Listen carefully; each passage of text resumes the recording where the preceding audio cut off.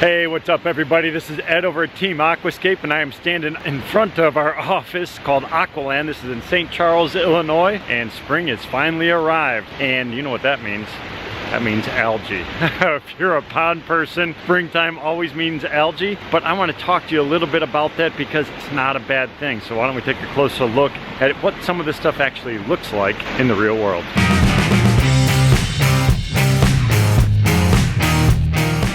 Our beautiful building, our spectacular signature water feature. This is the waterfall. This is a large 30,000 gallon reservoir. It actually goes down many feet below this. This is part of a rainwater capture system. We've had a lot of rain recently, which is why this is actually full. But what I want to show you is this stuff up in here. Algae. It is the most unique plant on planet Earth. It's unbelievable. It grows on all 7 continents. It grows in salt water. It grows in brackish water. It grows in fresh water. Just like this. It grows in hot water. It could grow in the geothermal springs. It grows under ice. It grows in Antarctica. You name it, if it's wet, it'll actually grow there because it's super adaptable. But what makes this stuff so interesting is its simplicity. I'm gonna grab a handful of this stuff so you can kind of see what we have here. Now during the spring you're gonna get different stuff. What I want to kind of point out is look at this stuff here. This is actually kind of branched a little bit. So there's a lot of different types of algae and things out there. So this branched form of algae, that's typically what's known as Cladophora. So Cladophora, very simple form of algae. Another one that pops up this time of the year is going to be more of this bright green looking stuff. I know we should have more of it popping up in other areas. It's getting a little bit more bright green. It actually turns into the kind of these little mats and stuff that are floating on the surface. That bright green stuff, it's really slimy looking. That stuff is Spirogyra. Again, it's really adaptable. But what happens because of the adaptability of algae, and it could grow in all these different conditions, there is different forms of algae that'll actually grow at different times of the year. So certain times of the year during springtime, you're going to get these big bright areas that are going to pop up, and then you have all this stuff down in here. All of that little algae growing down here on this bottom. This is just known, a general term is going to be called epilithic algae. Epilithic literally just means it's growing on a rock. It's a fancy way of saying it grows on top of a rock.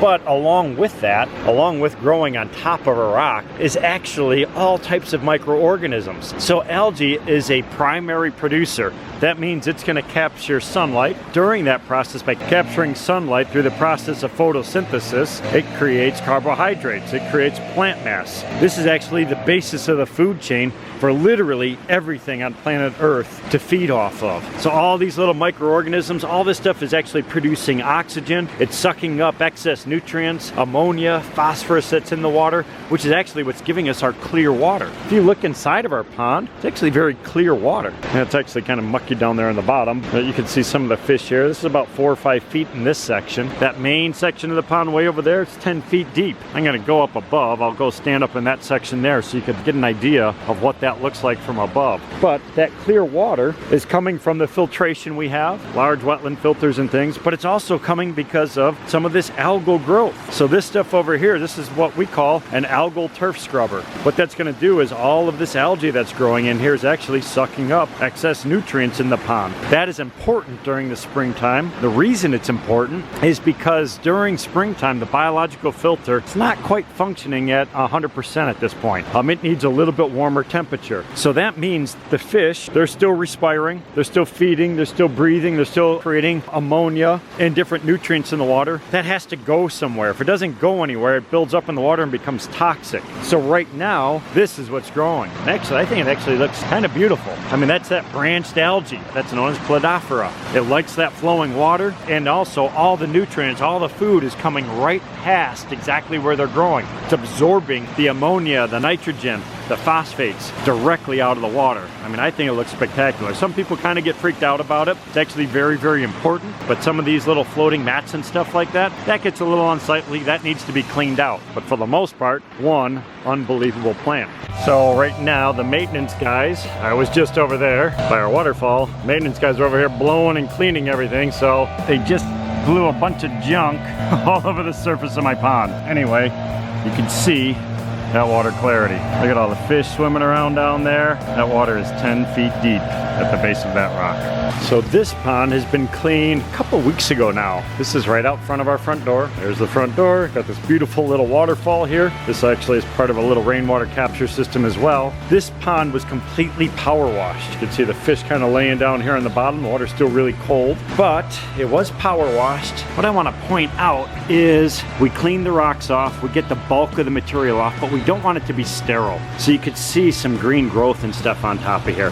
That's actually normal. That's actually very, very healthy. Just like I was saying earlier. So that type of stuff we actually want on there. So we just want it to be under control. I don't want to look at bare rock. Bare rock has zero nutrient value for a water feature. So we want to have some of this stuff. It's a supplemental food source for our fish. They can come in here, they can graze, they could feed on that stuff, and it's home to all those little microorganisms which are actually creating the desired water quality. I mean, look how clear this pond is. It's unbelievable. It's all in balance. Sometimes we have to come in and clean them, and that's because it still is a closed system. We're trying to replicate nature, but we're limited on the volume of water that we have, the amount of sunlight, the amount of plants, and everything else that are around it. So we're doing a little bit of what I like to call biomimicry, but it still is a man-made feature. And because of that, we're gonna have pumps, we're gonna have circulation, we're gonna have some man-made components to it so we could manage and have the desired water quality that we and our fish are looking for.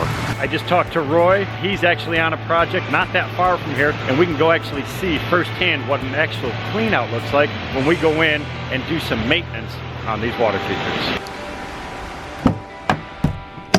I'm on my way to meet up with Roy and Antoni on a project, but I wanted to check out this project because it looks unbelievable. This is going to be up and running hopefully in the next couple weeks. It's a really cool recreation pond that we started last year. We have a massive pond over here. We have a wetland filter. We have a 3,000 gallon reservoir on the other side. We're going to have a negative edge, cool fire rocks, all these unique things. But right now, the reason why I came out here is the guys are getting ready to install some of the algae control projects. I was just talking about how we're controlling algae and the benefit of it, but we want to keep it under control. We want to manage it, and that's what it's all about. So let's go check some of the stuff out.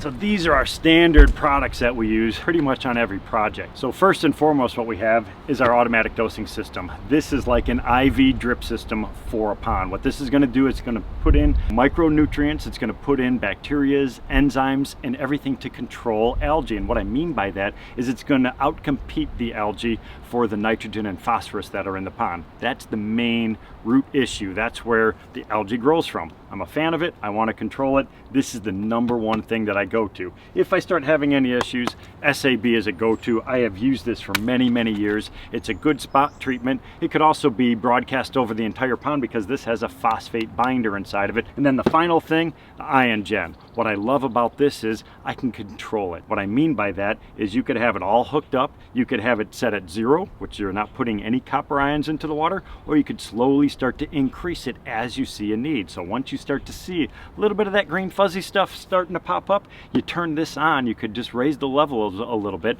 It will release copper ions into the water. Copper ions are going to float around with the recirculating system. They will get absorbed, biologically absorbed into the algae, and it destroys it. Once again, I'm a huge fan of algae. I mean, it's an amazing plant, but in a decorative water garden situation, we want to control it. So we want to keep it under control according to our customers. Some people like a little bit more green stuff in there, some people don't. So this gives us lots of options to control all that stuff and make sure the customers are getting exactly what they're looking for. So now let's go meet up with Roy over on the pond clean out project.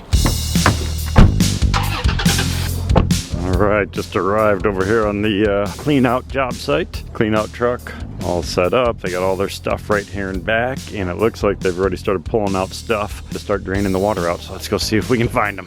Hey, what's up? What's going on, Ed? Micro pond. All right. So everything looks pretty straightforward here. You can see you got that nice little green algae, filamentous algae. Looks like Spirogyra inside of there. You got some fish tucked down on the bottom. Clean out pump is going. Little fish cave hidden in there. So that's all the water that gets pumped out. Actually, you can see the water clarity is actually still pretty good. So what we're trying to do now is just kind of clean up all of that stuff Now, when I was over at the office earlier today talking about some of that algae, this is that stuff I was talking about. So that's that slimy green stuff that grows inside of the pond, especially during the springtime and during the winter.